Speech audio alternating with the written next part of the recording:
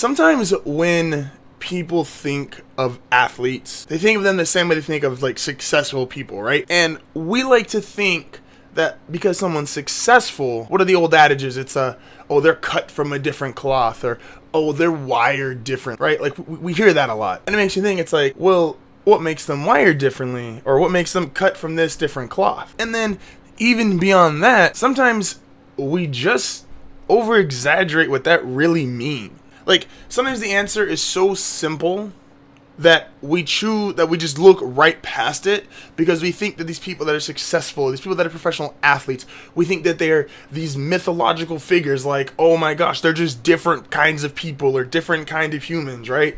Like, no regular person's like that. They don't have regular person problems. Have you seen a lot of athletes post-playing? They don't have a lot of real people problems. And a lot of times they have real people problems even while they're playing.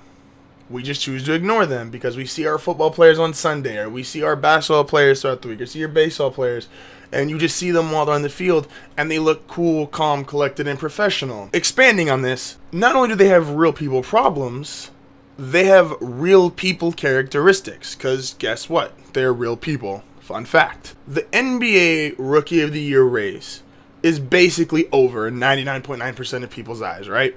There's still a couple crazy people out there that think Ben Simmons is not getting Rookie of the Year, but we're disqualifying their opinion on the fact of they're psychotic, and if they truly believe that, they don't know anything about the game of basketball. Take that into account, though. Why is it that Ben Simmons is the Rookie of the Year? Well, obviously you could put his stats, you could see how he's playing, and you're like, yeah, that looks like the Rookie of the Year. And there's no one else who is putting up those kind of numbers on that good of a team. Like Lauri Markkanen for the Bulls is putting up good numbers. Kyle Kuzma for the Lakers is putting up good numbers. Donovan Mitchell. Like, there is other good rookies, but Ben Simmons is clearly a step ahead of everyone. And why is he a step ahead of everyone? Well, let's think about this. Ben Simmons was hurt last year. That means going into this year, which would technically be his second year, but because of how it works, he is eligible for rookie status because he's never played a game.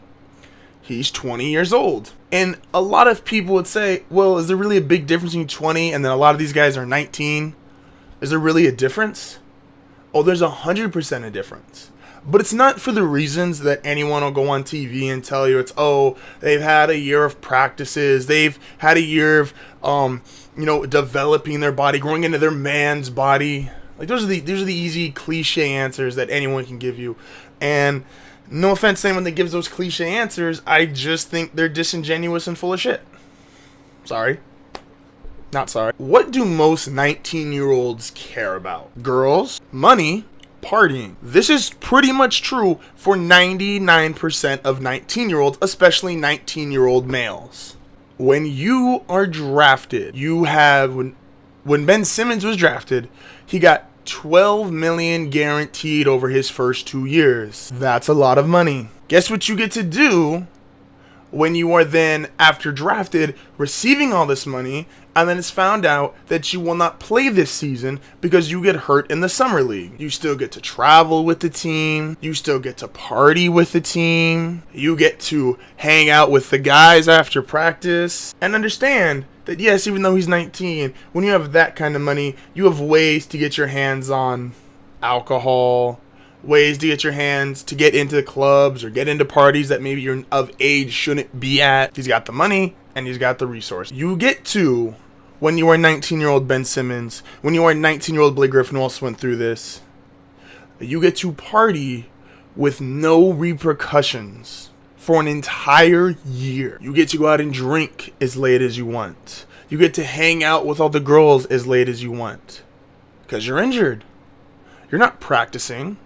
And as long as you can wake yourself up just to be there, no one's going to worry about if you're hungover, if you're just sitting on the bench. You're just watching the guys go through scrimmages. This is a very real thing that happens when you are a 19-year-old who has millions of dollars now guaranteed to your name. You take other rookies who we all acknowledge the circus that is Lonzo Ball's life, and we think that's a distraction for him. You take other guys who have had generic, oh, I'm in the NBA, I don't want to disappoint myself or disappoint my fans or disappoint my family. Ben Simmons gets to play with a much clearer and more focused mind because he's already gotten all this partying and BS out of the way. He got to do it for a whole year. These other guys, if they're going out and partying, they still have to show up to practice at 7, 8 a.m. and practice and run through the scrimmages. They still have to show up to the games and play 20 to 30 minutes a night. Ben now, after doing it for a year, he doesn't have to go on a party every single time there's a party.